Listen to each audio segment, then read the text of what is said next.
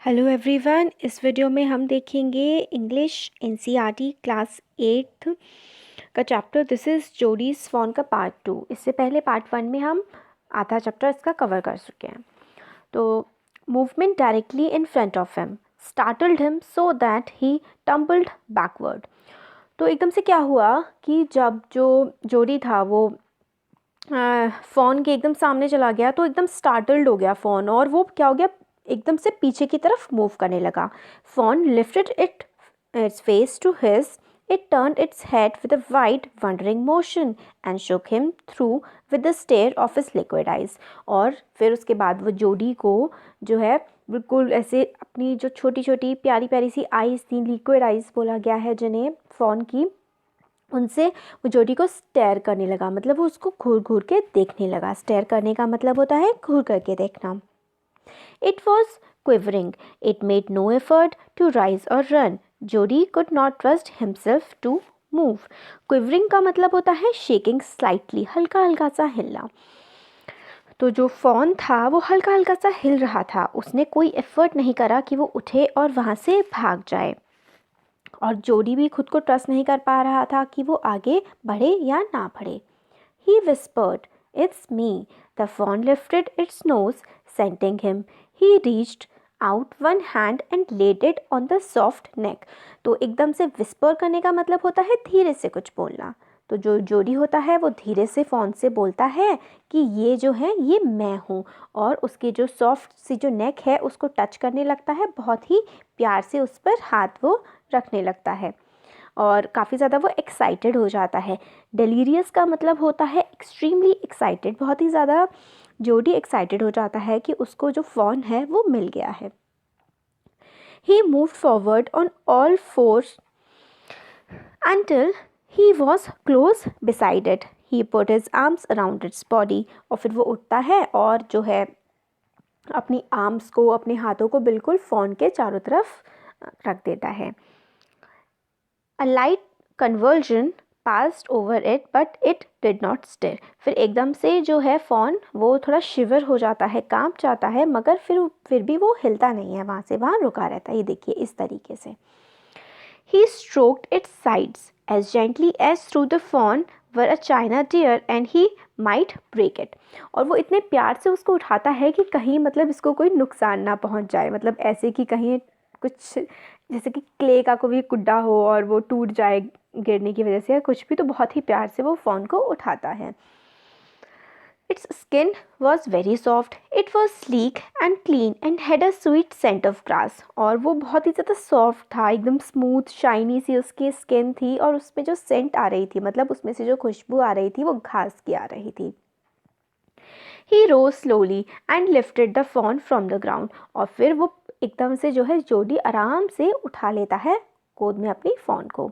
Its legs hung limpy, they were surprisingly long and he had to hoist the fawn as high as possible under his arm। और फिर मतलब वही है कि उसके जो पैर हैं बता रहे हैं कि काफ़ी लंबे से होते हैं, तो बहुत ही ध्यान से जोडी को उसको उठाना पड़ता है। He was afraid that it might kick and bleed at sight and smell of its mother. तो उस जोडी को ये भी डर लग रहा होता है जब वो साइड से निकलेगा जहाँ पर उसकी मदर का जो कैरकास पड़ा हुआ है, तो बहुत ज़्यादा मतलब वो जाएगा, घबरा जाएगा या फिर भागने की कोशिश करेगा। ही स्कर्टेड the clearing and pushed his way into the thicket, it was difficult to fight दो विद हिज बर्डन। फिर वो सोच रहा था जोडी कि ऐसे करके भाग जाएगा और मैं इसको फिर दोबारा किस तरीके से पकड़ूंगा, और उसको मतलब काफ़ी भारी भी लग रहा था जो फ़ोन है वो पकड़ने में। Fawn's legs caught in the bushes and he could not lift his own with freedom। तो उसके जो पैर हैं वो बुशेस में फंस गए थे फ़ोन के, और वो खुद अपनी उससे उठ नहीं पा रहा था। जोडी को भी बड़ी परेशानी हो रही थी क्योंकि फ़ोन उससे काफ़ी हैवी लग रहा था। He tried to shield its face from prickling vines। और जो वो थी ना वाइन्स, मतलब जो टहनियाँ निकली हुई थी जिसमें से कांटे थे, वो बचाने की कोशिश कर रहा था जोडी पूरी तरीके से फ़ोन को उनसे। Its head bobbed with his stride, his heart thumped with the marvel of its acceptance of him।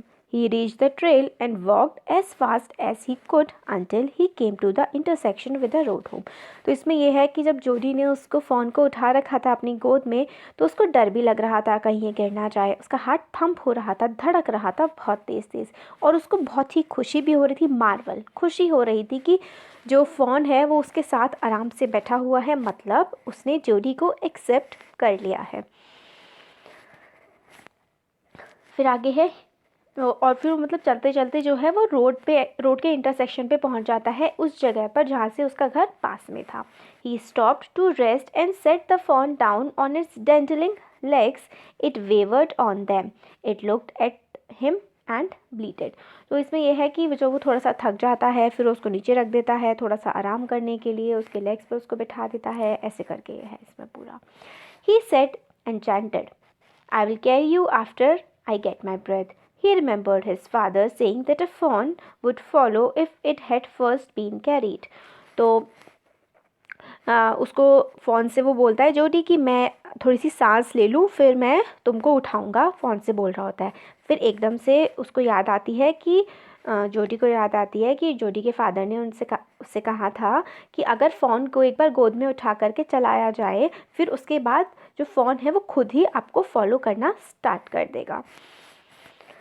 उसे फिर लगा कि शायद करने लगे, तो वो ट्राई करता है। He started away slowly. The phone stared after him. He came back to it and stroked it and walked away again. It took a few wobbling steps toward him and cried piteously. फिर वो जो है एकदम से उसको छोड़ता है और धीरे धीरे आगे बढ़ने लगता है। तो ऐसा लगता है कि फ़ोन पहले आएगा, बट फिर लगता है कि वो नहीं आ रहा है। फिर वापस जाता है और फिर अपने साथ लेके आता है। It was willing to follow him. मतलब फिर उसको समझ आ जाता है कि जो फ़ोन है वो उसको वाकई में साथ में जोडी के जाना चाहता है। It belong to him. It was his own. He was light hearted with his joy. अब उसको बड़ी खुशी हो जाती है जब जोडी के पीछे पीछे आने लगता है फ़ोन, तो जोडी खुश हो जाता है कि अब ये मेरा है, ये मेरे को बिलोंग करता है, ये मेरा अपना है। उसका दिल जो है और दिमाग हल्का हो जाता है और वो काफ़ी खुश हो जाता है। He wanted to फॉन्डल it, to run and Rome with it, to call to it and come to him. फिर उसको लगता है उसके साथ वो खेले और उसके आगे पीछे भागे और वो फिर उसके पास आ जाए। फ़ोन जो है वो ये सब चीज़ें फिर चाह रहा होता है। He dare not alarm it.